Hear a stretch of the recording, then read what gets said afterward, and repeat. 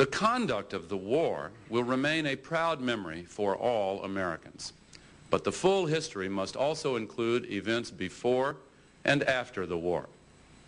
That detailed record requires a little more time and effort to understand, and if we really want to judge President Bush's stewardship of policy, then we had better pay attention to that detailed record, which provides a deeply disturbing look at a blatant disregard for brutal terrorism, a dangerous blindness to the murderous ambitions of a despot, and what certainly appears to be an ongoing effort to hide the facts from the American people whose tax dollars paid for this policy and whose sons and daughters risked and lost their lives in its pursuit.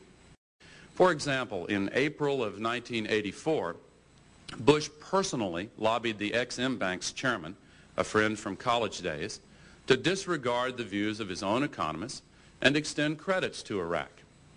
Doubts about Iraq's creditworthiness were very well founded, but the overriding issue was whether Iraq could continue to hold on in the war with Iran. That's all that seemed to matter. In pursuit of that objective, the Reagan-Bush administration would overlook the fact that it was an Iraq-based group that masterminded the assassination attempt against Israel's ambassador to the United Kingdom, which occurred in June of 1982. This event, of course, triggered Israel's invasion of Lebanon, not exactly a minor consequence for U.S. policy. The Reagan-Bush administration was also prepared to overlook the fact that the terrorist who masterminded the attack on the Achille Lauro and the savage murder of American Leon Klinghoffer fled with Iraqi assistance. Nor did it seem to matter that the team of terrorists who set out to blow up the Rome airport came directly from Baghdad with suitcase bombs. Iraq not only stayed off the terrorist list no matter what, but in November 1984, full diplomatic relations were established with the country. The U.S. government continued to exert every effort to channel assistance to Saddam Hussein, even with evidence that he was not only promoting terrorism, but was also pursuing a nuclear weapons program. As early as May of 1985, Assistant Secretary of Defense Richard Pearl warned about the suspected diversion of U.S. exports of dual-use technology to the Iraqi nuclear weapons program. But Bush ensured that the flow of technology continued.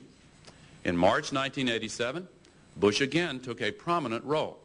When Iraq's ambassador complained that our Defense Department was taking too long and being too cautious about export licenses for high-tech items, Bush apparently agreed with him that the Defense Department was being capricious and had to get with the program. There might have been a moment's pause for reflection when Iraqi aircraft intentionally attacked the USS Stark in May of 1987, killing 37 sailors, but the administration smoothed it over very fast. Bush deserves heavy blame for intentionally concealing from the American people the clear nature of Saddam Hussein and his regime, and for convincing himself that friendly relations with such a monster would be possible, and for persisting in this effort far, far beyond the point of folly.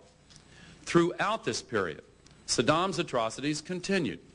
In March of 1988, Saddam used poison gas on the Kurdish town of Halabja, brutally murdering some 5,000 innocent men, women, and children. And none of us can ever forget the pictures of their bodies, of parents trying to shield their infants, even in death, that were in our news media and around the world. The Iran-Iraq War then ended in August of 1988, and Iraq had not prevailed, but neither had it been defeated. As a result, you would think that the administration would give our policies a second look to see if they should be altered. But the Reagan-Bush administration never hesitated, even when the news became much, much worse.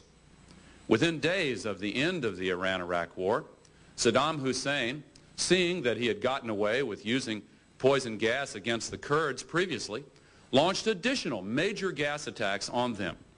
The war was over, and he was determined to settle accounts. Saddam's attacks created, in addition to the wave of deaths, a flight of about 500,000 Kurdish refugees. The effect of these events on the public and on Congress was electrifying. The outrage and disgust sparked action and ignited an intensification of efforts in the Congress to pull the plug on U.S. support for Saddam Hussein. I myself went to the Senate floor twice demanding tough action, but these efforts were resisted to the bitter end by the Reagan-Bush and Bush-Quayle administrations. In January 1989, President George Bush was sworn in. Based on plentiful evidence, he had reason to know that his ongoing policy regarding Iraq was already malfunctioning badly. Just last week, we learned of a memorandum written in March of that year, just 2 months after his inauguration, to Secretary of State James Baker, as Baker prepared to meet with a senior Iraqi official, in which the author of the memorandum noted that Iraq continued to cooperate with terrorists, that it was meddling in Lebanon, that it was working hard at chemical and biological weapons and new missiles. These are exact quotes from the memorandum to the administration. And most significant of all, in the same month, September of 1989, the CIA reported to Secretary of State Baker and other top Bush administration officials that Iraq was clandestinely procuring nuclear weapons technology through a global network of front companies. Did all of this make any impression at all on President Bush? Did his judgment on foreign policy come into play when he was told that this nation with a record of terrorism continuing was making a sustained, concerted effort to acquire weapons of mass destruction, nuclear, chemical, and biological? Well, evidently not, because in the midst of this flood of highly alarming information from the CIA, the Defense Department, the Energy Department, the Commerce Department, the Justice Department, the State Department, other agencies throughout the government, on October 2nd, 1989, President Bush signed a document known as NSD-26. NSD-26 mandated the pursuit of improved economic and political ties with Iraq on the assumption that Iraqi behavior could be modified by means of new favors to be granted.